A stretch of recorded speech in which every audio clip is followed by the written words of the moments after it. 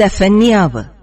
എബ്രായ ഭാഷയിൽ സെഫന്യാവ് എന്ന പേരിന്റെ അർത്ഥം യഹോവ കാത്തു സൂക്ഷിക്കുന്നു എന്നാണ്. സെഫന്യാവ് മാത്രമാണ് 4 തലമുറകൾ പുറകോട്ടുള്ള പൂർവികരുടെ ചരിത്രം കുറിക്കുന്നത്. ഹിസ്കിയാവിന്റെ 5ാം തലമുറക്കാരനായ സെഫന്യാവ് മിക്കവാറും ധനവും ഉയർന്ന സാമൂഹ്യ നിലവാരവുമുള്ള ഒരു കുടുംബത്തിലാണ് ജനിച്ചത്. യെരുശലേമിലെ രാജസദസ്സിലെ ആചാരങ്ങളും രാഷ്ട്രീയവും നന്നായി പരിചയമുള്ള ആളായിരുന്നു അദ്ദേഹം. സമകാലികരായിരുന്ന നഹൂമിനെ, ഇരമ്യാവിനെ ഈ പ്രവാചകൻ അറിഞ്ഞിരുന്നിരിക്കണം. സെഫന്യാവിന് 2 മുഖ്യ ദൂതുകളുണ്ട്. ഒന്ന്, യഹോവയുടെ മഹാദിവസം വേഗം വരുന്നു. ഒരിക്കൽ യഹോവ യഹൂദ ജനത്തെ ശക്തീകരിക്കുകയും ശത്രുക്കൾക്ക് ഉന്മൂലനാശം വരുത്തുകയും ചെയ്യുമെന്ന് അവർ വിശ്വസിച്ചിരുന്നു. എന്നാൽ യഹോവയുടെ ദിവസം വരുമ്പോൾ അനുസരിക്കാത്തവരെയും ശിക്ഷിക്കുമെന്ന് സെഫന്യാവ് ജനത്തോട് പറഞ്ഞു.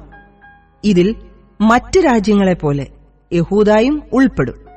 ജനങ്ങൾ എപ്രകാരം യഹോവയോട് അനുസരണക്കേട് കാണിച്ചു എന്ന് സെഫന്യാവ് വിശദീകരിക്കുന്നു. പലരും വിഗ്രഹങ്ങളെ ആരാധിച്ചു. രാജാവും മറ്റു നേതാക്കന്മാരും ജാതീയ ആചാരങ്ങൾ പാലിച്ചു. അധികാരം ദുരുപയോഗപ്പെടുത്തി.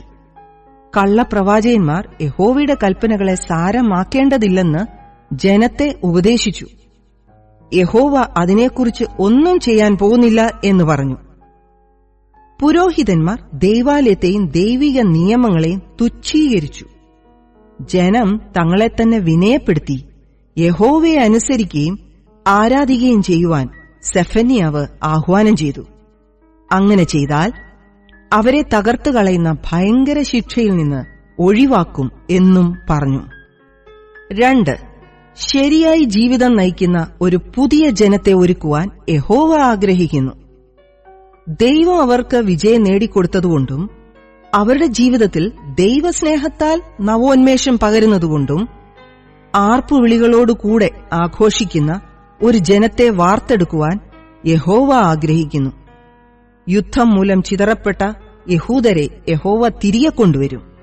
ഒരിക്കൽ കൂടെ അവർ യെരുശലേമിൽ യഹോവയെ ആരാധിക്കുകയും മറ്റ് ജാതികൾ യഹോവ എത്രമാത്രം യഹൂദ ജനതയെ അനുഗ്രഹിച്ചു എന്ന് നിരീക്ഷിക്കുകയും ചെയ്യും. സെഫന്യാവ് അധ്യായം 1. യഹൂദ രാജാവായി ആമോന്റെ മകനായ യോശിയാവിന്റെ കാലത്ത് ഹിസ്കിയാവിന്റെ മകനായ അമര്യാവിന്റെ മകനായ ഗദല്യാവിന്റെ മകനായ കൂശിയുടെ മകനായ സെഫന്യാവിനുണ്ടായ യഹോവയുടെ അരുളിപ്പാട്. ഞാൻ ഭൂതലത്തിൽ നിന്ന് സകലത്തെയും സംഹരിച്ചു കളയും എന്ന് യഹോവയുടെ അരുളപ്പാട്. ഞാൻ മനുഷ്യരെയും മൃഗങ്ങളെയും സംഹരിക്കും. ഞാൻ ആകാശത്തിലെ പറവജാതിയെയും സമുദ്രത്തിലെ മത്സ്യങ്ങളെയും ദുഷ്ടന്മാരോടുകൂടെ ഇടർച്ചകളെയും സംഹരിക്കും. ഞാൻ ഭൂതലത്തിൽ നിന്ന് മനുഷ്യനെ ഛേദിച്ചു കളയും എന്നു യഹോവയുടെ അരുളപ്പാട്. ഞാൻ യഹൂദായുടെ മേലും യെരൂശലേമിലെ സകല നിവാസികളുടെ മേലും കൈനീട്ടും. ഞാൻ ഈ സ്ഥലത്തുനിന്ന് ബാലിന്റെ ശേഷിപ്പിനെയും പുരോഹിതന്മാരോടുകൂടെ പൂജാരികളുടെ പേരിനെയും മേൽപ്പുരകളിൽ ആകാശത്തിലെ സൈന്യത്തെ നമസ്കരിക്കുന്നവരെയും യഹോവയെ ചൊല്ലിയും മൽക്കാമിനെ ചൊല്ലിയും സത്യം ചെയ്തു നമസ്കരിക്കുന്നവരെയും യഹോവയെ വിട്ടു പിന്മാറിയവരെയും യഹോവയെ അന്വേഷിക്കുകയോ അവനെക്കുറിച്ച് ചോദിക്കുകയോ ചെയ്യാത്തവരെയും ഛേദിച്ചു കളയും. യഹോവയായ കർത്താവിന്റെ സന്നിധിയിൽ മിണ്ടാതിരിക്ക. യഹോവയുടെ ദിവസം അടുത്തിരിക്കുന്നു. യഹോവ ഒരു യാഗസദ്യ ഒരുക്കി താൻ ക്ഷണിച്ചവരെ വിശുദ്ധീകരിച്ചുമിരിക്കുന്നു.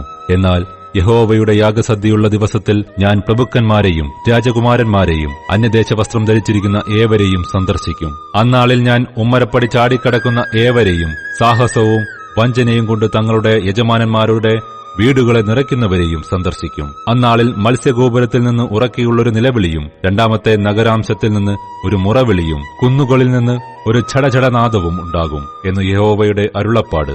മക്തേശ് നിവാസികളെ മുറയിടുവിൻ. വ്യാപാരിജനമൊക്കെയും നശിച്ചുപോയല്ലോ. സകല ദ്രവ്യവാഹകന്മാരും ഛേദിക്കപ്പെട്ടിരിക്കുന്നു. ആ കാലത്ത് ഞാൻ യെരൂശലേമിനെ വിളക്കു കത്തിച്ച് ശോധന കഴിക്കുകയും മട്ടിന്മേൽ ഉറച്ചുകിടന്ന് യഹോവ ഗുണമോ ദോഷമോ ചെയ്യുകയില്ല എന്ന് ഹൃദയത്തിൽ പറയുന്ന പുരുഷന്മാരെ സന്ദർശിക്കുകയും ചെയ്യും. അങ്ങനെ അവരുടെ സമ്പത്ത് കവർച്ചയും അവരുടെ വീടുകൾ ശൂന്യവും ആയിത്തീരും. അവർ വീട് പണിയും, പാർക്കയില്ലതാനും. അവർ മുന്തിരിത്തോട്ടം ഉണ്ടാക്കും, വീഞ്ഞു കുടിക്കയില്ലതാനും. യഹോവയുടെ മഹാദിവസം അടുത്തിരിക്കുന്നു. അത് അടുത്ത് അത്യന്തം ബന്ധപ്പെട്ടു വരുന്നു.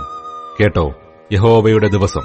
വീരൻ അവിടെ കഠിനമായി നിലവിളിക്കുന്നു. ആ ദിവസം ക്രോധ ദിവസം, കഷ്ടവും സങ്കടവും ഉള്ള ദിവസം, ശൂന്യതയും നാശവും ഉള്ള ദിവസം. ഇരുട്ടും അന്ധകാരവും ഉള്ള ദിവസം, മേഘവും മൂടലും ഉള്ള ദിവസം, ഉറപ്പുള്ള പട്ടണങ്ങൾക്കും ഉയരമുള്ള കൊത്തളങ്ങൾക്കും വിരോധമായി കാഹളനാദവും ആരവവും ഉള്ള ദിവസം തന്നെ. മനുഷ്യർ കുരുടന്മാരെപ്പോലെ നടക്കത്തക്കവണ്ണം ഞാൻ അവർക്ക് കഷ്ടത വരുത്തും. അവർ യഹോവയോട് പാപം ചെയ്തുവല്ലോ. അവരുടെ രക്തം പൊടി പോലെയും അവരുടെ മാംസം കാഷ്ടം പോലെയും ചൊരിയും. യഹോവയുടെ ക്രോധദിവസത്തിൽ അവരുടെ വെള്ളിക്കും പൊന്നിനും അവരെ രക്ഷിപ്പാൻ കഴിയുകയില്ല. സർവ്വഭൂമിയും അവന്റെ തീഷ്ണതാഗ്നിക്ക് ഇരയായിത്തീരും. സകല ഭൂവാസികൾക്കും അവൻ ശീഘ്രസംഹാരം വരുത്തും.